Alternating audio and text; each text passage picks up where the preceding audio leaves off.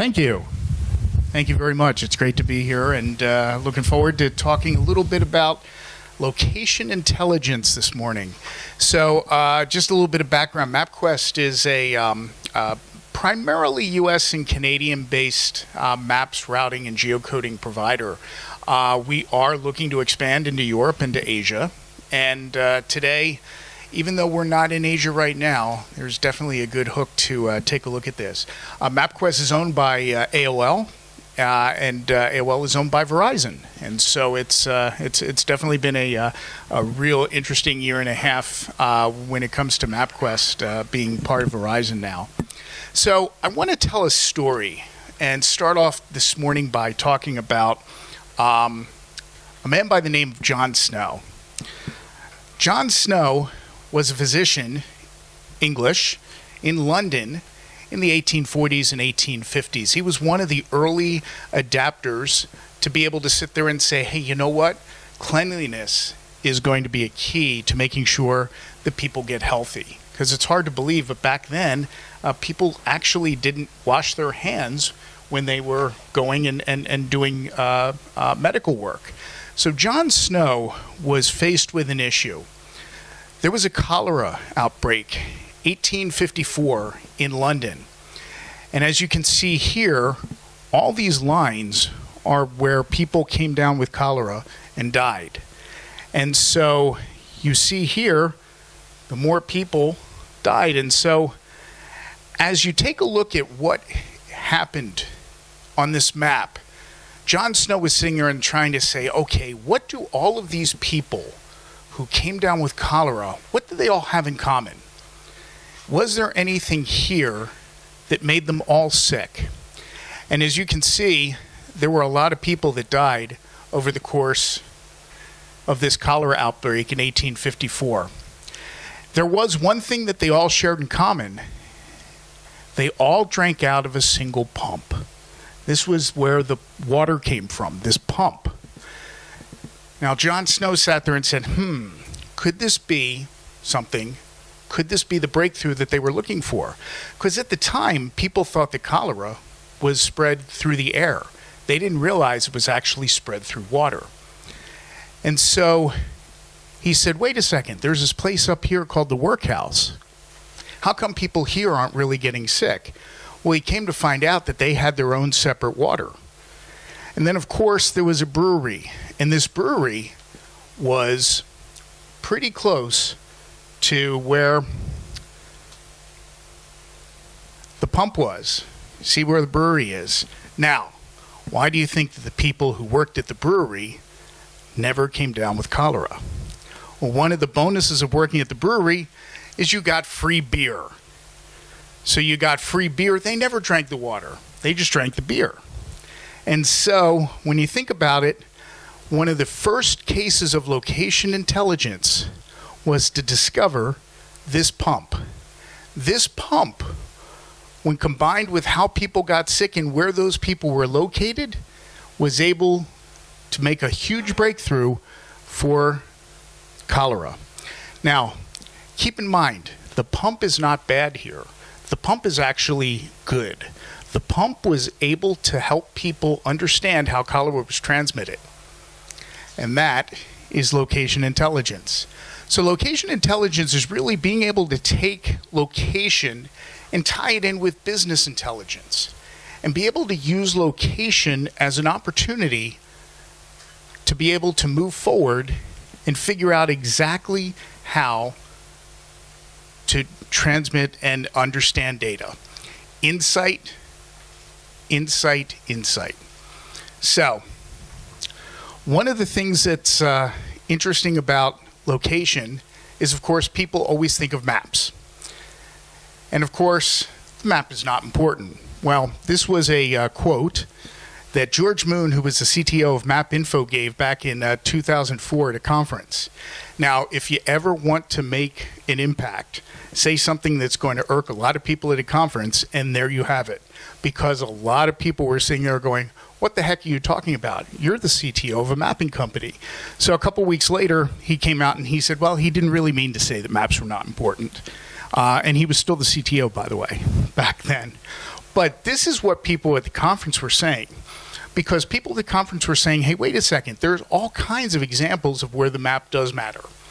One of them was around food stamp fraud.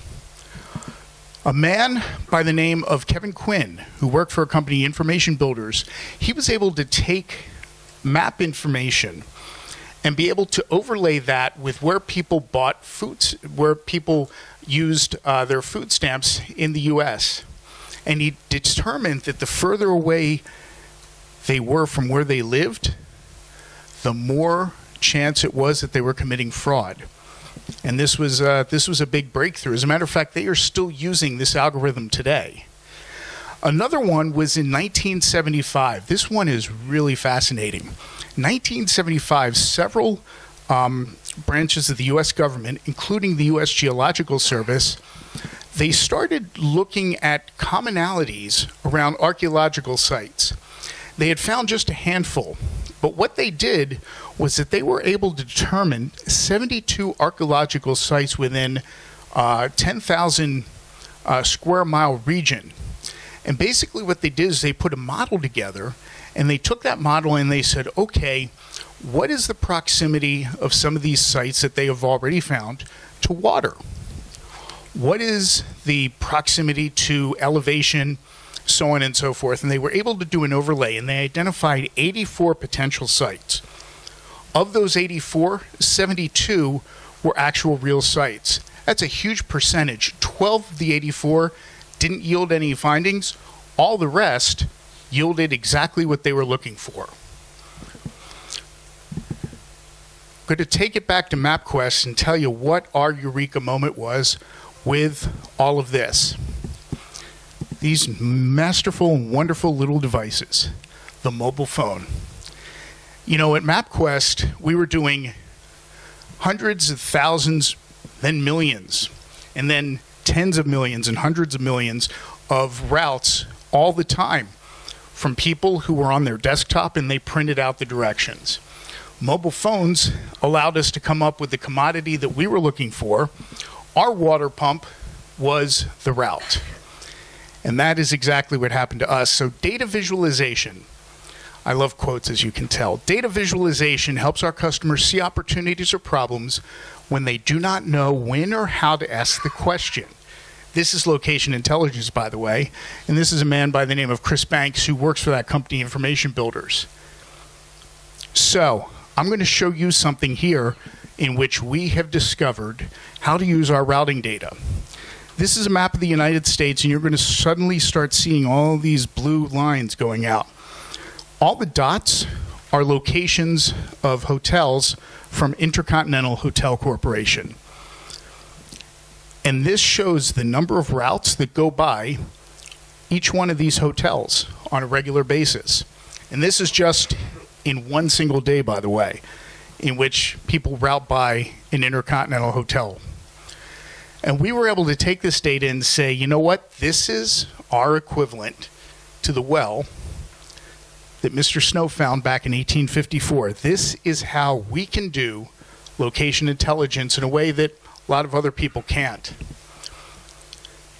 And then, of course, data as a service. That's exactly what we're trying to do here, is show data as a service. So it's right about this time where everybody starts saying, wait a second, I'm getting a little bit concerned over what you're doing here. Well, let me tell you something. Every single one of the routes that we take, people are giving us permission to use that routing information. So let's talk about the mobile data that we have available to us. Device ID, date, time, latitude, longitude. And now you're beginning to say, okay, wait a second. You're sure that you're getting permission for all of this? Secondary services including speed, bearing, route, altitude, all that good stuff. But yes, we do traces every single second. So when you go on a route from point A to point B, we are doing a trace every single second to that route. So we know the origin and the destination of every single route, but also we know what you're driving past. We know what you've driven by and whether that's a business POI or whether it's a residential POI. But you can understand exactly what people think. They go, whoa, you know what? Are you going to be able to trace me and who I am? And the answer is no. It's all anonymous. This is really the way to look at location intelligence. Don't look at it as something that's, Big Brother looking at you. It's observing. It's not tracking. It's observing. You observe versus track. You infer the user behavior, and then you take that inference of the user behavior, and then you engage it. And this can be completely positive. Let's talk a little bit about beacons. Beacons are something that has, really hit in the last couple of years. They emit a Bluetooth signal, and that Bluetooth signal is constantly looking for mobile devices that actually have an app that is ready to accept that. And beacons are able to really be very precise as to where you happen to be. They're very good for personalized value and understanding context of how people are interacting. I'll give you a great example. I'm a big baseball fan. Had the pleasure last year of going to Tokyo and seeing the Tokyo Giants, which was just an amazing experience. Major League Baseball, I have an app called the Ballpark app. That Ballpark app allows me to go and check into all the different ballparks across Major League Baseball. I just happened to be at a playoff game for the Washington Nationals a couple of weeks ago, and I suddenly got this message. Welcome to Nats Park. Exclusive offers, in-game features. So, of course, I'm sitting here going, hey, I'm all about this. So let me go, and I'm going to go check in. The Nationals won this game, by the way. Unfortunately, they lost the series, and that's a different conversation for a different day. But what I ended up going into was finding exactly what I was looking for. 15% off and in-game highlights. And so this was a personalized offer sent to me. This didn't go out to everybody. This only went out to people who had the Ballpark app and who actually were at the ballpark and who were shown an opportunity to check in. So this was a personalized and a specialized offer that of the 50 or so thousand that were there, not everybody got this particular offer. Only a handful of us did. And of course, I went through and ended up taking that offer. I want to talk now about beacons and as it relates to some other companies. So this is a great quote from Marriott. This is the Global Marketing Officer, Karen Timpone. And she said, over time, as we learned more, we ended up changing the purpose of use of that beacon.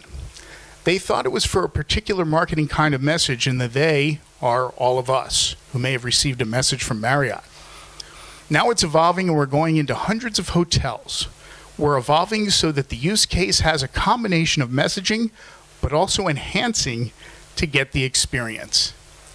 This is a great quote because Marriott has been experimenting with beacons recently. And one of the things that they found out as they started off slowly was that people reacted much better if the messages that they were getting were personalized. They enhanced the experience. So much so that at the beginning of, or at the end of September, I should say, beginning of October, Marriott had hotel properties worldwide, 21 that had beacons. By the end of this year, and yes, we're talking only a couple of months, they're going to have 500 hotels which they have beacons in. Those beacons are going to enhance the experience. So just pretend for a moment, sorry Hyatt, that this was a Marriott property and they had beacons. And they could be giving me a different kind of message than they would be Oscar or Charles or Lynn, based off of who we are and what kind of experience we were looking for. I'm going to shift over from beacons and talk about geofencing. Geofencing is another way to actually reach customers. Geofencing is a much larger area generally, Beacons are very exact. Beacons want to know when you're in a particular store, maybe in a particular department. Geofencing, the whole key with geofencing is just to be able to say, hey, I've crossed a line. And you can see the outline in red is one way of doing a geofence. Another way is to do just a radius. So whenever you cross into a geofence, what happens is that you'll get an offer. In this case, hey, we've got a happy hour. Happy hour is right around the corner.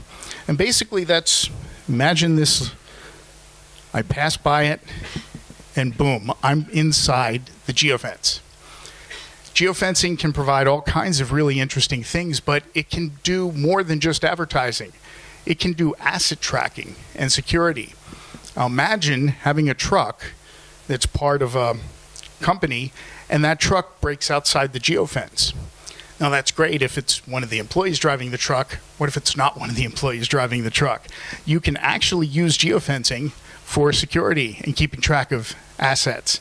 They're super easy to set up and they're customization. You have customization and similar to what Pandora is doing with McDonald's. If you listen to Pandora, Pandora can literally identify who you are and give you a very, very specialized message. So when you hear, a McDonald's ad, it's not geared toward everybody who's listening to Pandora at that particular moment. It's actually geared toward you. But the key with all of this, whether it's beacons, whether it's geofencing, all of this is that when we're talking about advertising, there's one key across the line here. It's got to feel special, because otherwise it's going to sound like noise. And we all know, look, advertising is the backbone of all of our businesses. If it's noise, people are going to ignore it. If they ignore it, it's not going to work. So it's got to feel something special. I want to introduce you to Sally. Sally is an interesting character because she is part of something that is called the connected home. And this is something that we're working on at MapQuest. One of the things that we at MapQuest have need to do is to choose partners. Figure out what partners, who do we want to partner with, and what kind of information do we have, and what kind of information do partners have in order to make everything work. So in this case, Sally is part of a connected home, and she needs to hire somebody to help her with a gas problem. And so this is where MapQuest comes in, because this whole connected life can be connected via a MapQuest app. See, MapQuest is neutral in this case. We are not the gas company. We're not any part of that connected home. What we're able to do is we are able to be able to connect all of this together through APIs. And Verizon has a great piece of the company called ThinkSpace. ThinkSpace is all these APIs that are out there. You can go in and create your own app to be a connected home. So within that connected home, now you're talking about data as a service again. You're talking about a platform that allows you to see exactly everything about Sally, where she lives and what kind of home and whether she'll be home in 23 minutes or not, so on and so forth, what kind of car she drives. And this can be used all across the board. Again, the key with all of this is that Sally, in this case, wants all these different processes to know exactly who she is, where she is right now, and what she's planning on doing. Because she can go home and have the air conditioning set at exactly the point that she wants it. She can have the music playing that she wants. She can even have dinner started, all because she lives in this connected home. That connected home can be all run through this app. And again, the key with all of this is choosing your partners. Who are the partners that you're going to choose to be able to make a lot of this location intelligence work?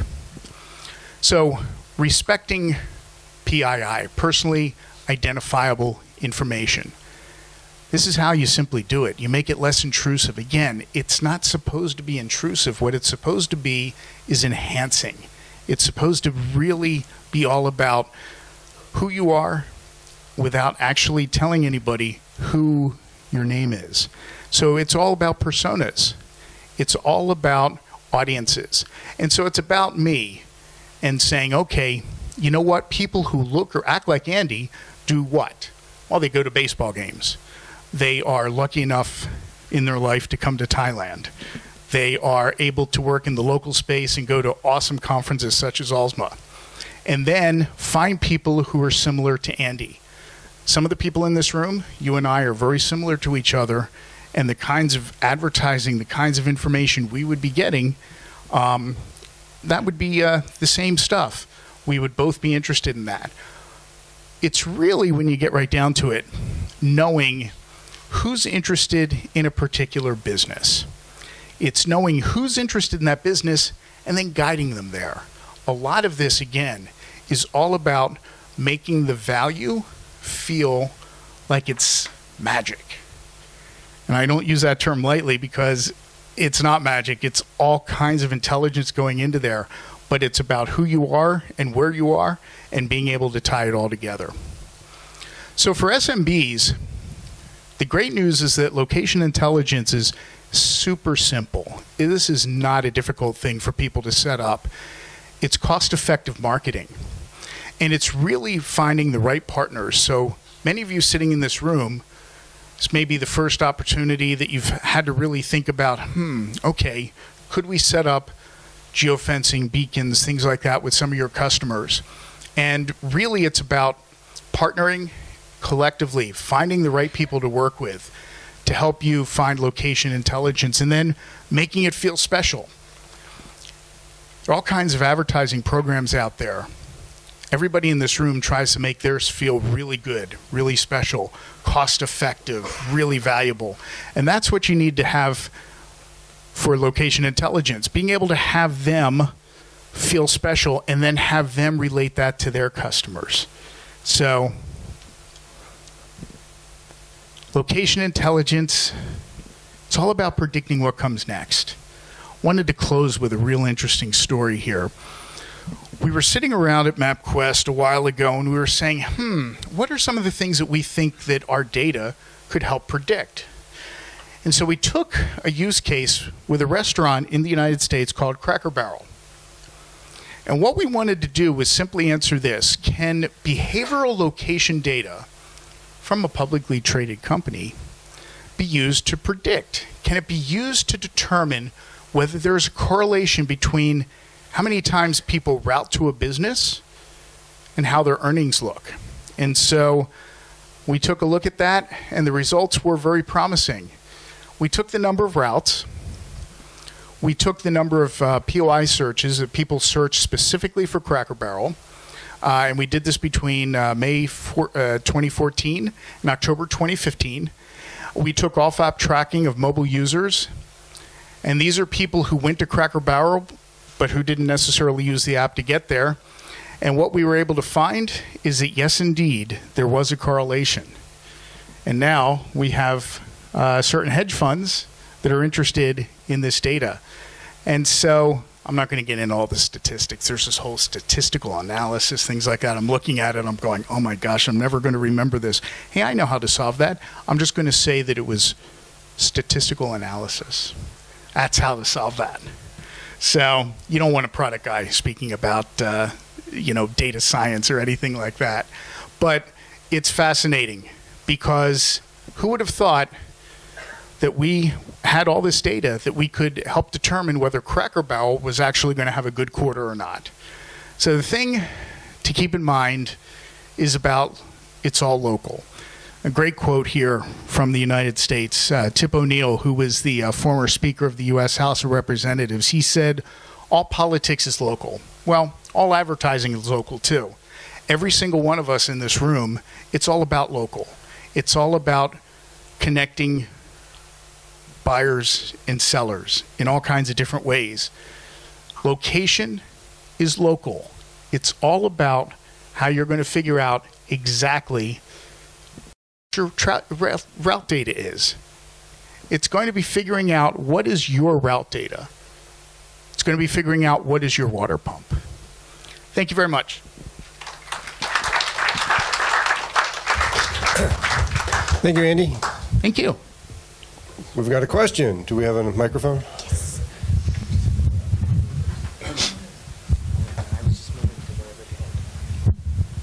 Andy, you said something about ThinkSpace. Is that an open API? ThinkSpace is something that Verizon has where there are a number of APIs that Verizon is making available to different companies, different developers. And so then what does that do? Does that allow us to get the data? It'll allow you to hook into certain things, such as some of the connected home stuff that I showed you about.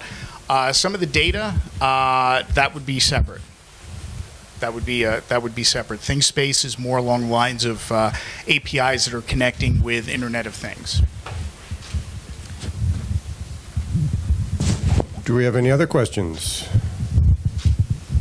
I'm just interested in your take on beacons and whether beacons are sort of an interim technology. Do you think the long-term solution is something other than beacons? They feel interim to me, but I don't know. I like your take. It's funny because you realize that a lot of people do not keep their Bluetooth on, and without Bluetooth, beacons are completely worthless. And so I feel like you, Charles, that without the Bluetooth, they're going to kind of fall by the wayside. Now, the key with beacons is that beacons are really trying to be very specific, so they know that I'm standing up on a stage as opposed to standing back at that door. So they're admitting that, but I tell you what, the mobile devices, as amazing as they are, Bluetooth kills the battery, and that's why people turn them off. And so I think there's something else out there, but what that is remains to be seen. Yeah. Anyone else? We have another one? Can I ask some questions? Because I know that beacons is valuable in some certain areas. If you have a sticky app, you have a nice big budget and a commitment marketing team to execute with a beacon, like for example Target or Marriott and so on, because it's something that the user will use, or like for you with the ballpark, because it's something that you will use every time you go to the ball game. But if you're not in the ball game, or if you not have an interest, or it's an app just for a small business, for example, it's maybe going to stay on the phone for a week or two, and then it's gone. And it only communicates with an app, so, and the Bluetooth. So it's kind of a hard sell for small businesses, I believe, because we were engaged in this technology for a long time, but it's really a big company with sticky things that is of interest of users of, like a bank or whatever it is. And and you're absolutely right, and I think that's where the geofencing comes into play a little bit better.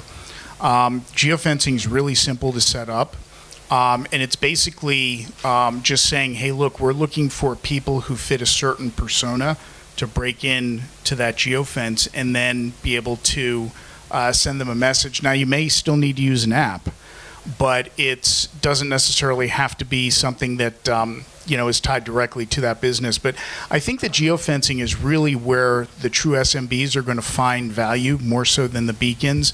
And part of it is just because of the technology that the beacons have. You have to go out and you have to buy something.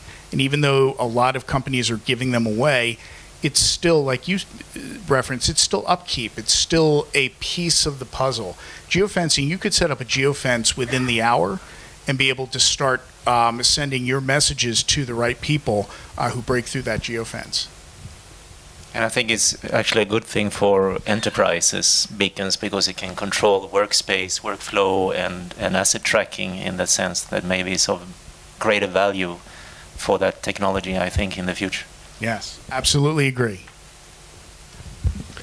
All right. If there's nothing else, join me in thanking Andy. Thank you.